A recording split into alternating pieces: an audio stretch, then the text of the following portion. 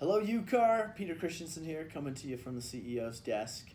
Just wanted to talk to you about an all too familiar scenario. You've got you're under contract. You have a buyer wants some repairs done. So let's talk about our options quickly. So one option is for the seller to do the repairs. I don't like this option very much because there's a question of, can the buyer back out if they're not happy with the level of the repairs? What if they don't get done in time? Seller, is the buyer ever really going to be happy with the repairs the seller does? So that's one option. Another option would be a price reduction. That's pretty easy. Just reduce the purchase price. Another way would be concessions. So offer to pay closing costs, something along those lines. That's always a good option as well. Easiest option.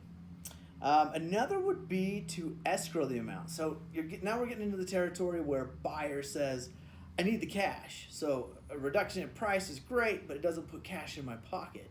It just makes my loan lower. And so I need the cash. And seller is willing, but if the buyer's financing it, buyer's lender may not be willing. Escrowing worked great 10 years ago. I don't know that it works very often anymore. But that is one. Then we get into this gray area, this no man's land of what else can we do? I just categorize it as other, the other category. And my advice to you here is be very careful. Make sure whatever you're doing is very transparent to the buyer's lender. That's usually what makes everyone mad is, well, if I make it transparent, they're not going to let me do it. Well, if they're not going to let you do it, it's because they don't want you to do it.